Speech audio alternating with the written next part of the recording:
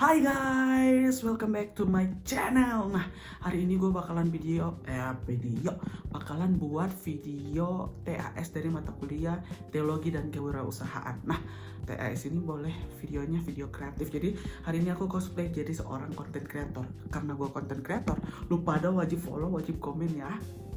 Nah, teman-teman, berbicara tentang teologi dan kewirausahaan, pertanyaan yang paling sering muncul adalah ceng. Ya, memangnya boleh berwirausaha di gereja?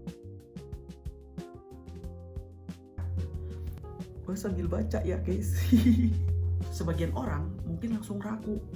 Gereja dianggap sebagai suatu tempat yang sakral, tempat ibadah, dan bukan tempat aktivitas ekonomi.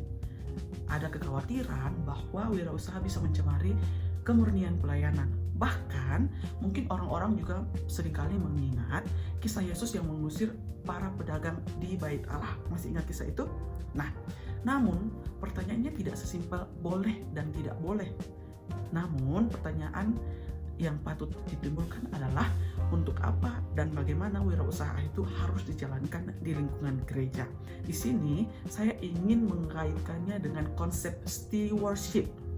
Nah, dalam perspektif teologi Kristen, manusia itu dipanggil sebagai pengelola dan ciptaan Allah. Sejak awal dari narasi di kitab Kejadian, manusia diberi mandat untuk mengusahakan dan juga memelihara taman.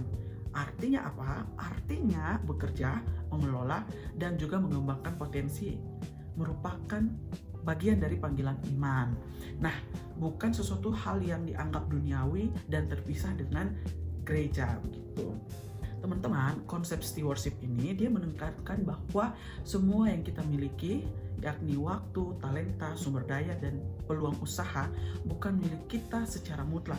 Itu semua merupakan titipan yang harus kita kelola secara bijaksana, bertanggung jawab untuk kebaikan bersama. Nah, teman-teman, di sini kita perlu untuk memberi perhatian khusus karena jika kewirausahaan dilakukan di lingkungan gereja dengan sangat eksploitasi, mencari keuntungan pribadi, atau mengkomersialisasi ibadah, tentu itu menjadi sebuah hal yang problematik. Tetapi jika wirausaha itu dijalankan sebagai bentuk pengelolaan berkat Allah untuk memberdayakan jemaat, membuka lapangan kerja, mendukung pelayanan, dan juga menghadirkan keadilan ekonomi, justru menjadi bagian dari kesaksian gereja. Nah, perlu digarisbawahi bahwa gereja bukan hanya tempat ibadah di hari Minggu saja. Gereja adalah komunitas umat Allah yang hidup di tengah dunia. Dan dunia hari ini penuh dengan tantangan ekonomi, pengangguran, ketimpangan, kemiskinan. Nah, dalam konteks seperti ini, kewirausahaan ini bisa menjadi bentuk misi yang kontekstual dan juga transformatif. Secara teologis, pekerjaan bukan kutukan. Dalam tradisi reformasi, teman-teman, pekerjaan bahkan dipahami sebagai sebuah panggilan. Setiap profesi yang dilakukan dengan integritas adalah bentuk pelayanan kepada Tuhan. Sekali lagi, setiap profesi yang dilakukan dengan integritas adalah bentuk pelayanan kepada Tuhan. Nah, maka berwirausaha pun bisa menjadi panggilan selama dijalankan dalam kerangka nilai kerajaan Allah, yakni kejujuran, kepedulian, dan tanggung jawab sosial. Jadi, bolehkah berwirausaha di lingkungan gereja? Jawabannya boleh. Bahkan bisa menjadi sangat bermakna jika diletakkan dalam kerangka stewardship dan juga misi Allah. Nah guys, kita masuk pada refleksi teologis. Pada akhirnya pertanyaannya itu bukan tentang ruang gerejanya atau bukan gerejanya, tapi tentang orientasinya. Apakah usaha itu memuliakan Tuhan? Apakah itu membangun sesama? Dan apakah ia menjadi sarana menghadirkan kasih Allah di tengah-tengah jemaat?